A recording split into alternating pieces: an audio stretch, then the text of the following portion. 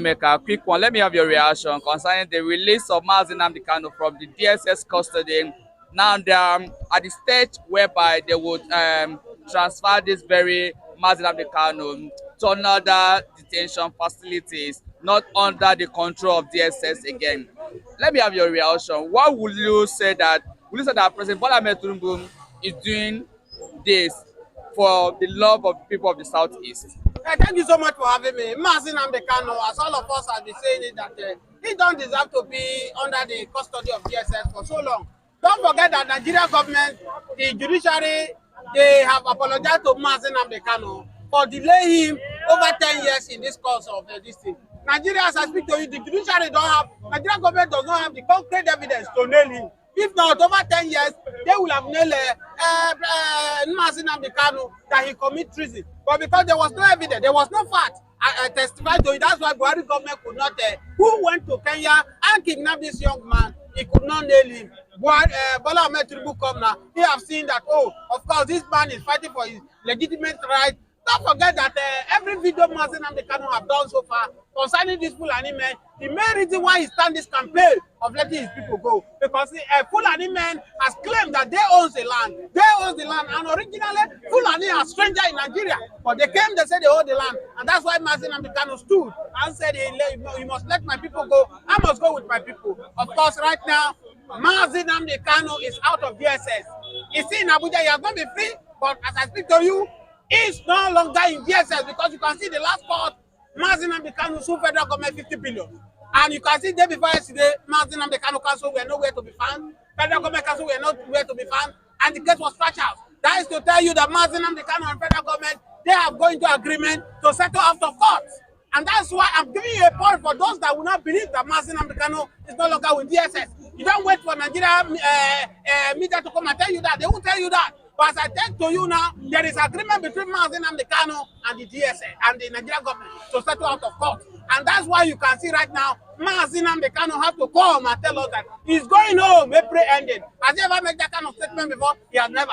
It's to tell you that there is an agreement between Nnamdi Kanu and federal government. And we are giving kudos to Bola Ahmed Tinubu, because, of course, he is not even the one that kidnapped Nnamdi Kanu. Buhari kidnapped him unlawfully from Kenya and bring him to Nigeria, which we are saying that they should pay damage for him for kidnapping him. And right now, we see that the way the case is going now, Nnamdi Kanu, we've been joining the Southeast, is going home, and there is rejoicing in Biafra land as I speak to you. Don't forget that Justice Omotosho also did the need for apologizing to Nnamdi Kanu for detaining him, for Nigerian government to detain that young man for over 10 years. So as I speak to you, there is joy in Biafra land, there is joy in Igbo land that Nnamdi Kanu, the masquerade of himself, the Odogu himself, is finally going home.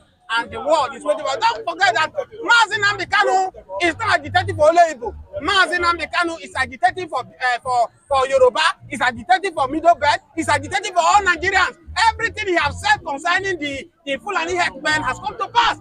Look at Arewas now. They are agitating for Nnamdi Kanu, for Nnamdi Kanu to be released. Why? Because it was Nnamdi Kanu that told the Hausas that the only thing that is remaining for Hausa race is just their language. Every other thing they have sold it to Fulani. When you go to Hausa land now, Fulani are now the governor of Hausa. Fulani are now the emirs of Hausa. As I speak to you, these are the revelations from Nnamdi Kanu himself. And that's why MC Omeka, wait. Are you saying the Hausas that are in love with Nnamdi Kanu? And you don't need to ask me that question. The video is going viral. Where they pick this Nnamdi Kanu video, where he lectured the Hausa, that the Hausa should wake up, that they have sold their birthright to the Fulani in the case of Esau and Jacob. That is the issue. It's going on. So the Arewas now, they are rejoicing. They are saying Nnamdi Kanu be free. They are thanking Nnamdi Kanu. Thank you for opening our eye. Now, Taraba chief now have given 30 days ultimatum to Fulani headmen to leave their land. It's an answer.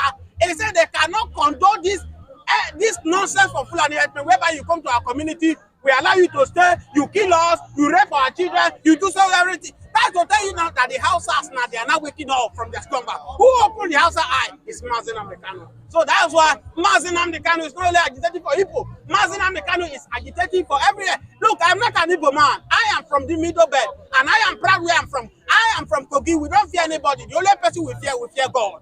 And that's why we will stand on our stand. We support Nnamdi Kanu. What he's doing is right. Nigeria is overdue. Nigeria needs to be restructured. Nigeria needs to be divided. Let everybody go their own, because Hausa cannot just come from Sahel, from Burkina Faso, and tell us they are the origin of this country. Do you know how many people Fulani men has killed in Benue?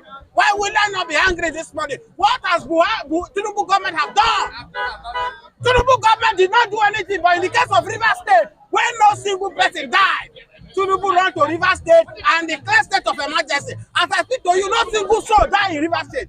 Just because of where he's getting resources, he went there and declared state of emergency. As I speak to you on an everyday basis, Fulani people are killing my people in the Benue State. They are killing my people in the Plateau State. And you say I should be happy. And you say I should be happy, I should not talk. So for this, we are saying that Nnamdi is on a just cause.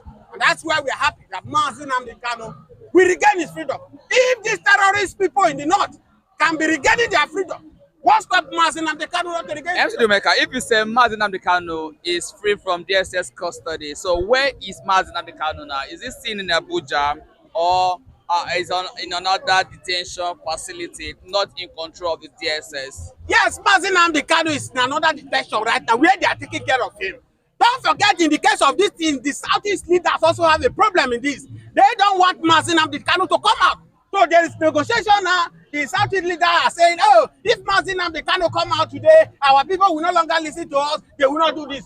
Those are the things they are trying to put in order. When Nnamdi Kanu will be going back to Southeast at the end of this month.